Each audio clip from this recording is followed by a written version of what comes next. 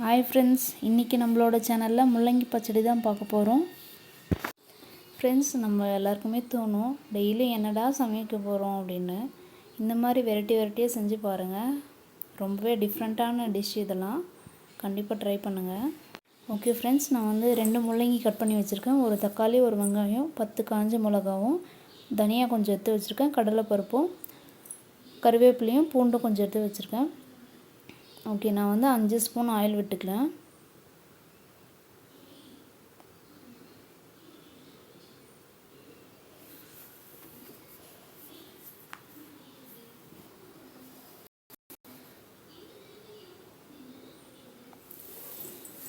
எண்ணெய் நல்லா காஞ்ச அப்புறம் இந்த கடலைப்பருப்பு போட்டுக்கலாம்.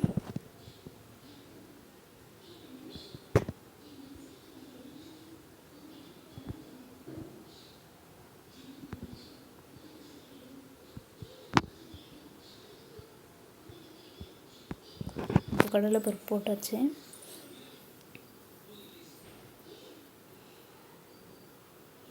அது ஓரளவுக்கு ரெட்டிஷாக ஓரளவுக்கு நல்லா ஃப்ரை பண்ணி விடுங்க.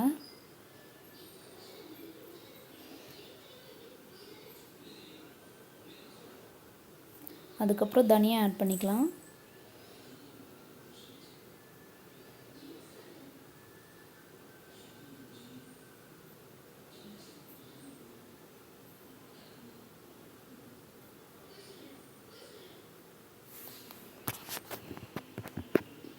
இப்போது காஞ்ச மிளகாவும் ஆட் பண்ணிக்கலாம். காஞ்ச மிளகா வந்து சாப்பாடுக்கு அப்படின்ற பட்சத்தில் வந்து நீங்கள் அதிகமாக யூஸ் பண்ணலாம். ஏன்னா சாப்பாட்டுக்கு வந்து கொஞ்சம் காரமாக இருந்தால் தான். இட்லிக்கு அப்படி யூஸ் பண்ணுறோம் அப்படின்னா கொஞ்சம் கம்மியாக யூஸ் பண்ணிக்கோங்க. இப்போது வெங்காயமும் ஆட் பண்ணிக்கலாம்.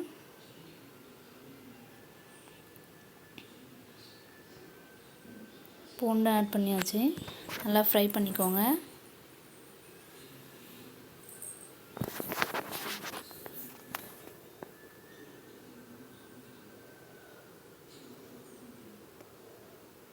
தக்காளி போட்டுக்கலாம். இப்போது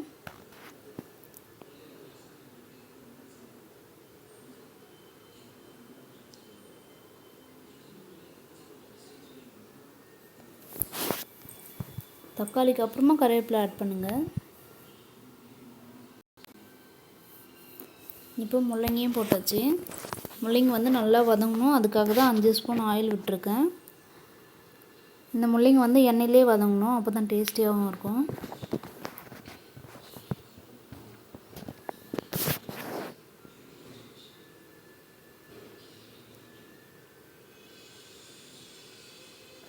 டெய்லியும் இந்த மாதிரி டிஃப்ரெண்ட்டான டிஷ்லாம் ட்ரை பண்ணி பாருங்கள். நல்லா டேஸ்டியான டிஷ் இதெல்லாம்.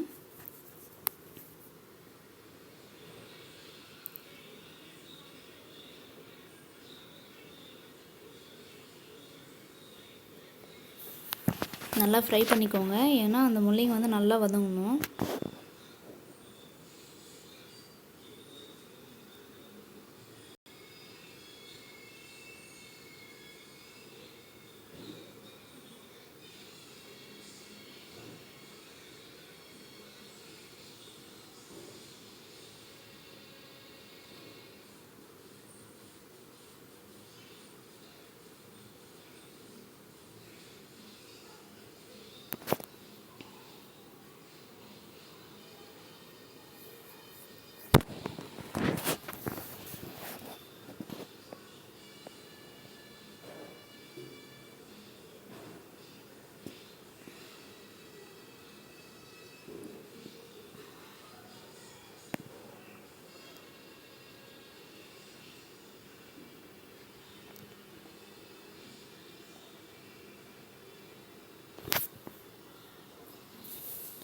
இதில் வந்து தண்ணியெலாம் ஆட் பண்ணக்கூடாது.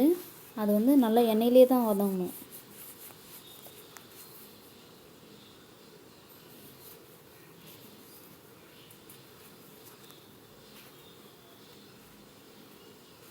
இப்போ பாருங்கள், ஒரு பிளேட் போட்டு மூடிடலாம்.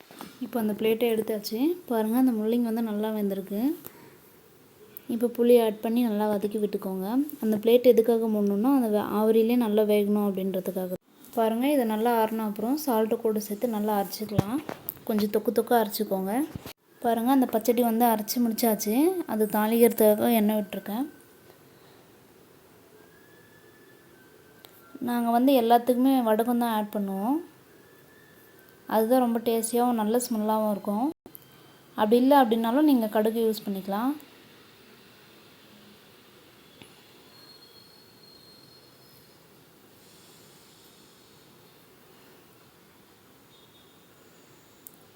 அந்த வடகம் ஆட் பண்ணியாச்சு. அது வந்து நல்லா பொரியணும்.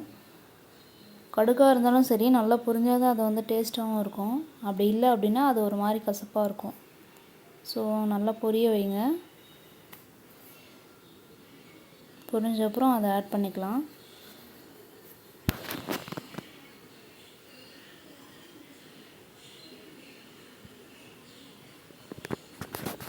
பாருங்கள், தாளித்து வடகம் அதோடு சேர்த்தாச்சு. ஓகே ஃப்ரெண்ட்ஸ், நம்மளோட சமையல் ரெடி ஆயிடுச்சு. இந்த மாதிரி புது புது சமையல் பார்க்க நம்மளோட சேனல் சப்ஸ்கிரைப் பண்ணுங்கள். மறக்காமல் ஷேர் பண்ணுங்கள் எல்லாருக்கும். அடுத்த வீடியோவில் பார்க்கலாம். Thank you friends.